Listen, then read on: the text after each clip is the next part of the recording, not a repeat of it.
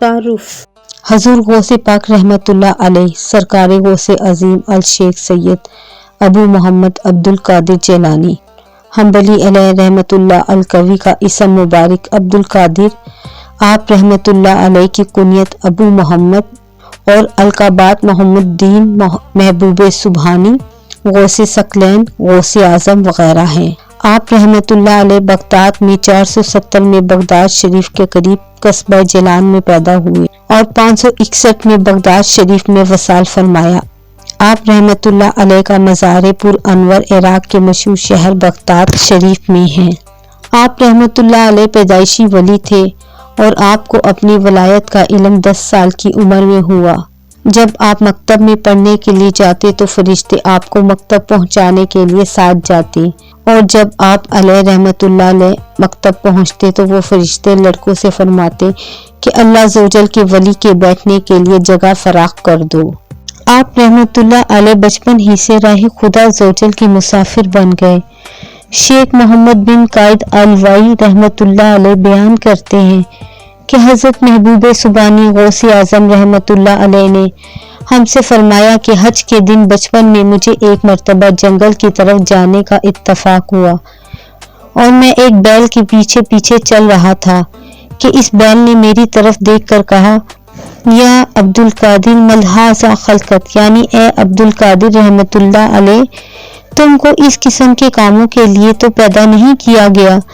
मैं घबरा कर घर लौटा और अपने घर की छत पर चढ़ गया तो क्या देखता हूँ कि मैदान अरफात में लोग खड़े हैं। इसके बाद मैंने अपनी वालिदा माता की खिदमत इक़दस में हाजिर होकर अर्ज किया, आप रहमतुल्लाह अलैह मुझे राह खुदा ज़ोजल में वक्फ फरमा दें और मुझे बगदाद जाने की इजाज़त मरहमत फरमाए ताकि मैं वहां जाकर इल्म दीन हासिल करूं। वालिदा माता रहमतुल्लाह अलैह ने मुझसे इसका सबब दरियाफ्त किया। मैंने बैल वाला वाक़या अर्ज कर दिया तो आप रहमतुल्लाह अलैह की आंखों में आंसू आ गए और वो 80 दिनार जो मेरे वालिद माजिद की विरासत थे मेरे पास ले आई तो मैंने इनमें से 40 दिनार ले लिए और 40 दिनार अपने भाई सैयद अबू अहमद रहमतुल्लाह अलैह के लिए छोड़ दिए। वालिदा माजिदा ने मेरे 40 दिनार मेरी गुदड़ी में सी दिए और मुझे बगदाद जाने की इजाज़त अनायत फरमा दी।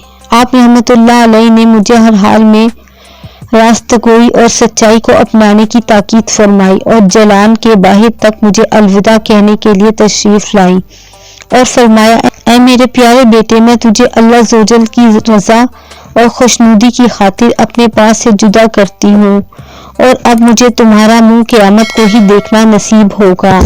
हजूर गौसे पाक की करामात। हजरत अबुल हसन अली अलाजी रहमतुल्लाह अलैह बीमार हुए तो हजूर गौसे पाक रहमतुल्लाह अलैह इनकी इयादत के लिए तशरीफ ले गए। आप रहमतुल्लाह अलैह ने उनके घर में एक कबूतरी और कमरे को बैठे हुए देखा। हजरत अबुल हसन रहमतुल्लाह अलैह ने अर्ज किया, हजूर वाला रहमतुल्लाह अलैह, ये कबूतरी बोलती नहीं है। तो हुजूर गौसे पाक रहमतुल्लाह अलैह ने कबूतरी के पास खड़े होकर इससे फरमाया, अपने मालिक को फायदा पहुंचाओ और कमरी से फरमाया कि अपने खालिक ज़ोजल की तस्बीह बयान करो। तो कमरी ने उसी दिन से बोलना शुरू कर दिया और कबूतरी उम्र भर अंडे देती रही। निगाह मुर्शिद। हजरत सैयदना जुनैद बगदादी रहमतुल्लाह अलैह का एक मुरीद था जो बसरा में रहता था। उसके दिल में एक रोज गुनाह का ख्याल पैदा हुआ तो ये ख्याल बद आते ही इसके मुंह पर स्याही फैल गई। इसने आईने में जो अपना मुंह देखा तो बड़ा घबराया और शर्म के मारे घर से बाहर निकलना छोड़ दिया। अलगर्ज 3 रोज के बाद इसके मुंह की स्याही कम होते हुए बिल्कुल दूर हो गई और मुंह फिर से इसी तरह रोशन हो गया। इसी रोज एक शख्स आया और हजरत जुनैद बगदादी रहमतुल्लाह अलैह का एक खत दे गया। उसने खत जो पढ़ा तो इसमें लिखा था कि अपने दिल को काबू में रखो और बारगाह बंदगी के दरवाजे पर अदब से रहो। आज मुझे 3 रात दिन गुजर गए हैं कि धोबी का काम करना पड़ा ताकि तुम्हारे मुंह की स्याही दूर हो। गदाए गौसे आजम दस्तगीर।